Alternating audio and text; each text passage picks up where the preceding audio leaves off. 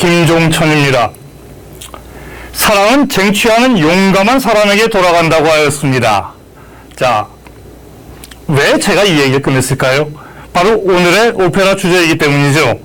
오페라 엘리지르 다모레, 사랑의 묘약이라고 번역됩니다. 오페라 사랑의 묘약은 가에타노 도니제티라는 작곡가에 의한 그런 작품입니다. 이태리 작곡가입니다.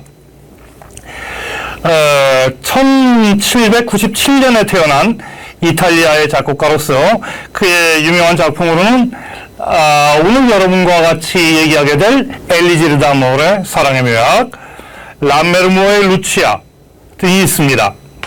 도니제티는 빈첸조 벨리니, 조아키노 로시니 등과 함께 19세기 전반 벨칸토 오페라를 주도하였던 작곡가이기도 하죠. 그럼 지금 벨칸토라고 그랬습니다. 벨칸토가 뭘까요? 이 음악사를 보면 낭만주의가 있습니다. 그 이전에 고전주의가 있지만 그 이후에 낭만주의가 있는데 낭만을 초기 낭만, 후기 낭만으로 크게 나누죠. 근데 그 사이에 음악사에는 없지만 오페라사에 들어가는 두 가지 사조가 있습니다.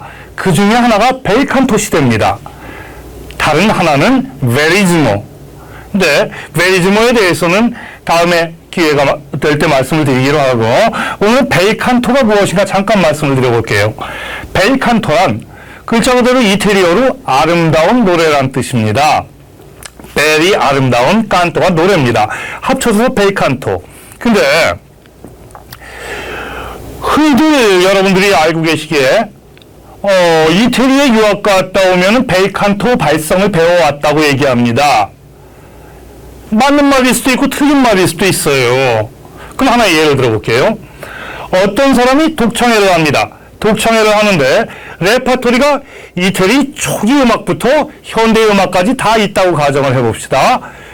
그렇게 레퍼토리를 잡아놓고 이 팜플렛에는 벨칸토 발성의 진수를 보여주는 테너 아무개다, 바리톤 아무개다, 말이 안 맞는 겁니다. 왜 그런지 말씀을 해드릴게요. 벨칸토 발성이란 이 벨칸토 오페라를 부르기에 특화된 그런 발성을 얘기하는 것입니다. 벨칸토 오페라의 특징? 아름다운 그리고 우아한 선율의 미지요. 그런 아름다운 선율을 소화해내기에 적당하게 공부한 발성을 벨칸토 발성이라고 하는 겁니다. 무조건 이태리 발성이라고 해서 벨칸토 아니죠. 그거는 여러분들이 많은 사람들이 착각하고 있는 것 중에 하나입니다. 그 외에도 우리가 착각하고 있는 것들이 많이 있습니다. 잠깐 하나 말씀드리면은 콜로라투라 소프라노라 그러죠. 그건 소프라노의 한 영역이기도 합니다만 콜로라투라가 꼭 소프라노만 해당되는 건 아니라는 거. 콜로라투라라는 거는 어떤 특별한 기교를 지칭하는 말로서 테너에서 베이스까지 다 붙일 수 있는 말입니다. 자, 얘기 잠깐 넘어갔죠. 도니제티에 대해서 다시 말씀을 드려볼게요. 도니제티는 굉장한 속필가였다고 합니다. 이 오페라 사랑의 묘약을 단 6주 만에 완성하였을 정도로 굉장한 속필가였다고 해요. 사랑의 묘약의 초연은 이태리 밀라노에서 시작을 했고 그 이후로도 계속 꾸준히 사랑을 받아서 한 1800년대 초반에 한 10년 정도, 10여 년간 이태리에서 가장 많이 연주되는 그런 오페라의 하나로 기록이 되고 있습니다. 당시뿐만이 아니라 지금도 세계 각 극지의 극장에서 아주 많이 상연되는 그런 오페라 중에 하나죠. 내용을 잠깐 말씀을 드려볼게요. 가난한 주인공, 농부, 메모리노. 이 메모리노가 사랑에 빠졌어요. 짝사랑이죠. 아름다운 여인, 지주의 딸, 돈 많은 지주의 딸 아디나에게 사랑에 빠졌습니다. 혼자 끙끙 앓아요. 소가리만 하다가 동네에 들른 약장수 둘까마라라는 사람에게 묘약을 사게 됩니다. 이 약을 마시게 되면은 모든 여성들이 자기에게 사랑에 빠진다는 그런 사랑의 묘약이죠. 근데 이 약장사가 돌팔이 약장사예요. 엉터리 약장사.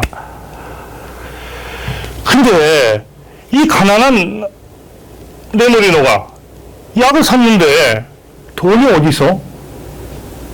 돈이 없습니다. 고민을 많이 합니다. 근데 마침 군대에 입대를 하면은 돈을 준다는 그런 소식을 듣습니다. 그래서 네모리노는 사랑의 묘약을 사기 위해 입대를 하게 됩니다. 계약금을 받고 그 돈으로 사랑의 묘약을 사서 마십니다. 근데 아주 재밌게도 사랑의 묘약을 마시자마자 동네 아가씨들이 자꾸 귀찮을 정도로 따라다니는 거예요. 이 네모리노는 야, 이게 바로 약효가 나타나는구나.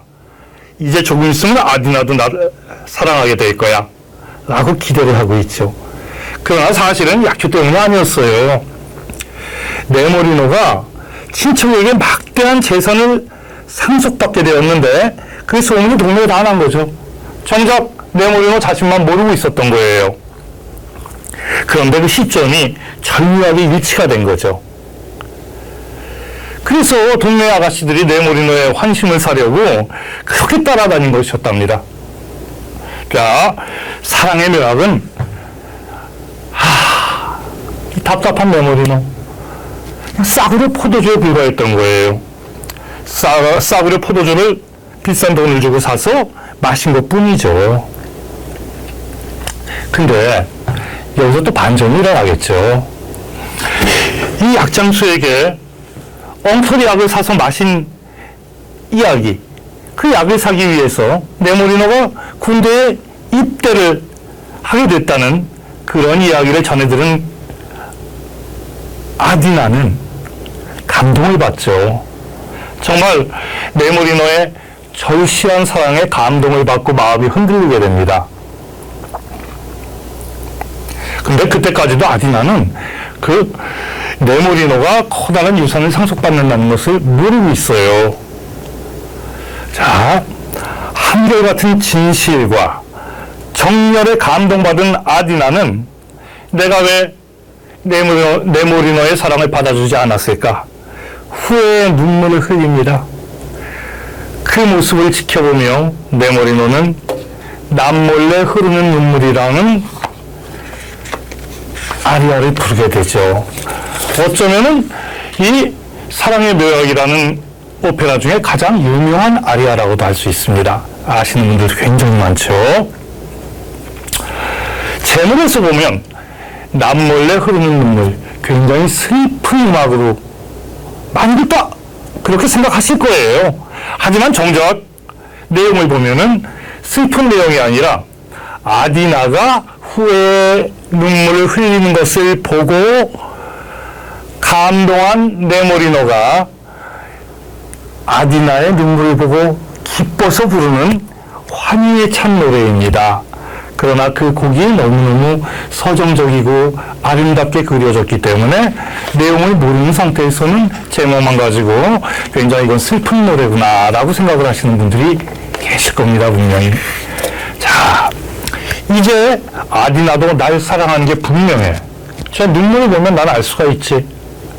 아디나의 뛰는 가슴을 한순간이라도 느낄 수만 있다면, 내 한숨을 그 숨결에 섞을 수만 있다면 그때는 죽어도 좋아.